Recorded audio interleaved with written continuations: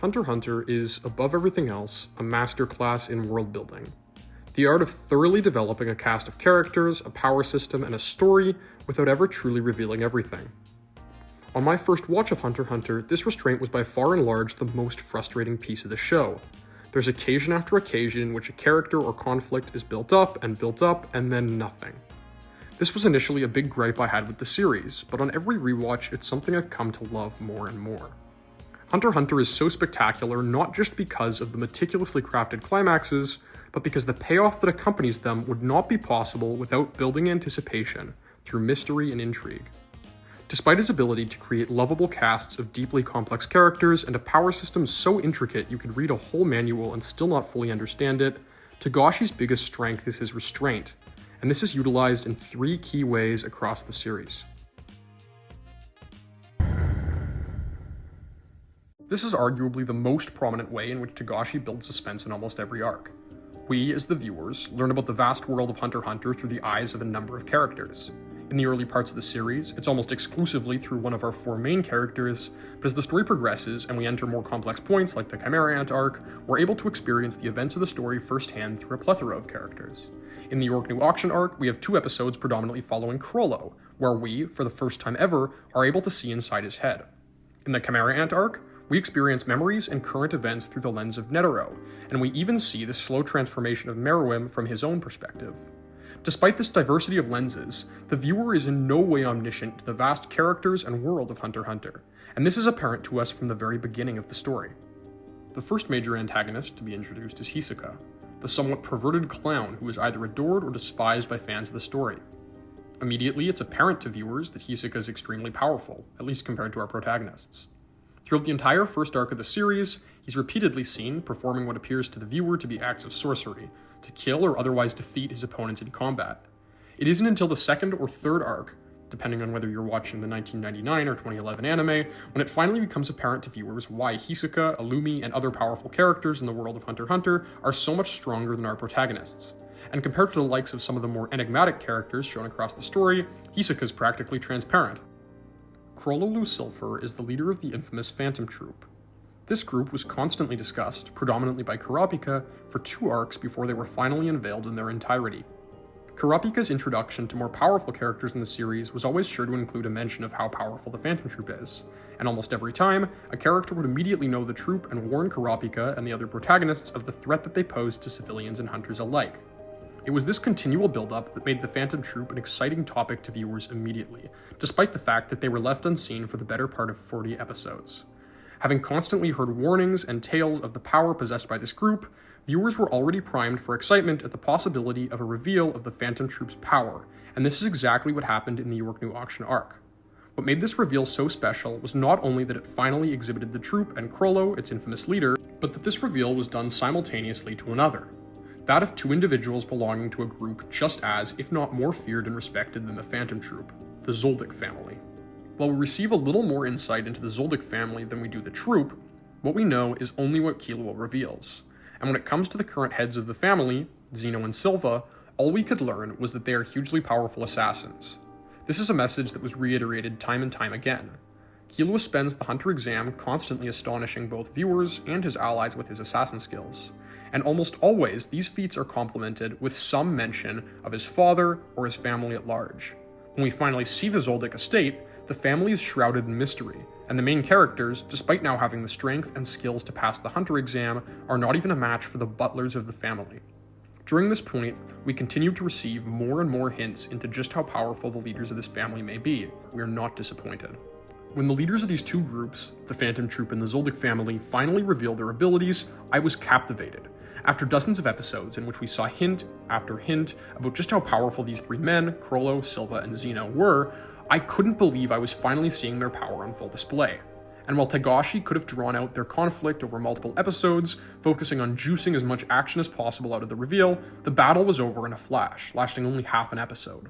On first watch, I was hugely disappointed to have seen the fight end so fast. After finishing the York New Auction arc, I went back and replayed that battle over and over again, taking everything in. The exposition of Crollo's power, the battle strategy used by each character, the intensity of the soundtrack, the characters, and the conclusion of the episode, It was all just so exciting, and despite just how intense and gratifying finally seeing that battle was, it left numerous questions unanswered. Even after watching Crollo and the Zoldyck Patriarchs go head-to-head, we still learned next to nothing about the powers possessed by Zeno and Silva, and we still didn't know what other abilities Crollo had stolen. It's this ongoing sense of mystique that provides the world of Hunter x Hunter with an ongoing sense of wonder. No matter how much you watch the show, or analyze the characters, their abilities, and the pieces we have of their backstories, you can never have a complete understanding of many of the most prominent and impactful characters introduced, because it isn't necessary at all to that point of the story. While it may temporarily be more gratifying to know every detail about a particular character, power, or event, by leaving much to be wanted, Togashi ensures that you're always excited to see what comes next. Shonen animes are known for their power systems, and Hunter x Hunter is no exception in this department. Nen is a complex and expansive element of the Hunter x Hunter world that we constantly learn more about. The biggest difference between Nen and other comparable systems, despite its level of intricacy, is the ridiculous fact that it wasn't even mentioned for the first 25 episodes of the show. Not only that, but upon its unveiling, Nen was still a very nebulous system. Throughout the story of Hunter x Hunter, the viewer is constantly provided with more information about this mysterious system. The first reveal of Nen is exclusive to the 4 exercises: Ten, Ren, Zetsu, and Hatsu. Despite this, from this point until the present, Togashi continues to add more and more intricacy to the power system, introducing new techniques that can be utilized through some combination of the 4 exercises, or new abilities that expand upon what fans previously thought possible. Typically, this incremental addition of details would be frowned upon. For a story to introduce a new, more important element each time the last one becomes stale is often seen as bad writing. This is an issue that many have with the traditional model of expansive shonen anime, and it usually comes in the form of conflict. An antagonist is introduced with strength and abilities beyond what the viewer has ever seen before. The protagonist learns about their abilities, becomes stronger, and finally overcomes them. Then, another antagonist appears, this time even more powerful and mysterious than the last. And, as such, an endless cycle of this continues, to the point where in hindsight, the initial conflicts and antagonists seem utterly inconsequential. And it becomes questionable why the newest, most insurmountable threat flew under the radar during the last conflict or the one before that. Despite consistently introducing new elements, characters, and powers, Hunter x Hunter subverts this. From the start, it's apparent that there are forces outside of the understanding of the main characters. And as they slowly progress, they work their way through obstacles, but you're never given the impression that they're now the most powerful or most capable before a new, more dangerous threat is revealed. The major antagonist for the first arc, Hisoka, continues to be an ongoing threat throughout the entirety of the anime, with the protagonists never surpassing his abilities. And this can be seen with other such antagonists. While the protagonists do go head-to-head with threats far outside of their own abilities, you always know that they're just small fish in a big pond.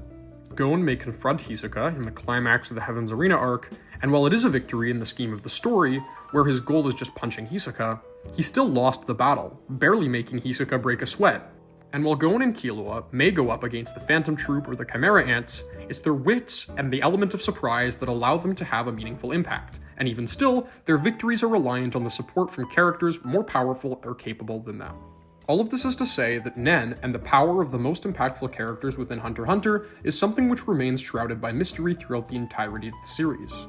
While every arc allows the protagonists, and you as the viewer along with them, to learn more about the world of Hunter x Hunter, there always seems to be just as much left unknown.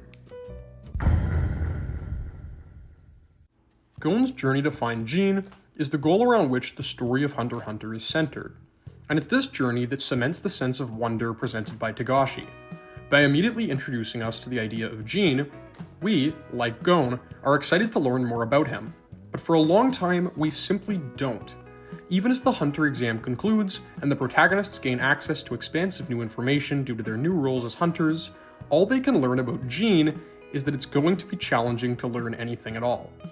This restraint, about arguably the most important overarching plot of the series, is crucial to ensuring that the eventual climax is as rewarding as possible. Gon spends arc after arc searching for even the faintest clues of where he might find his father. And when Gon is at his lowest, and it finally becomes possible, this extensive journey can finally pay off. The excitement at finally seeing Ging, the frustration at his hesitancy to visit Gon, and the joy of seeing Leorio punch him in the face is all only the emotional roller coaster that it is, because we spent countless hours watching the journey of one young boy excited to finally see his father for the first time. Gon's continual passion and enthusiasm as he faces lethal obstacles and explores a vast, dangerous world makes the moment when he can finally sit down and be reunited with his father a bittersweet one.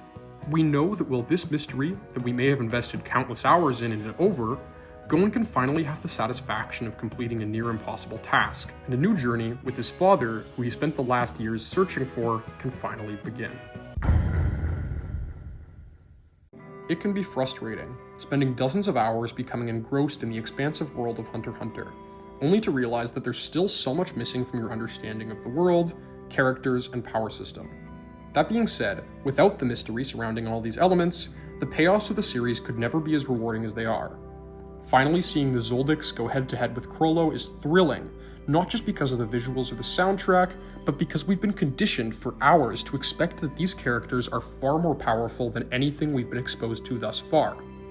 Nen isn't an interesting concept because all aspects of it were immediately revealed in great detail, but by gradually providing more and more unique uses and abilities for the power system, we could feel as though the mystery of Nen was one we could experience and slowly uncover along with Gon and Killua. And while the continual dead ends in the search for Jean sometimes felt exhausting, finally seeing Jean and Gon reunited was a euphoric moment that could not have been matched had the build-up to it been any less thorough. Hunter x Hunter is and will likely always be my favorite piece of media. And that's because every time I go back and rewatch it, I'm provided with the very same sense of wonder and intrigue that hooked me the first time around. The world of Hunter x Hunter is so expansive, while simultaneously shrouded in mystery, and slowly uncovering more and more about it is what allows the story to be so gripping.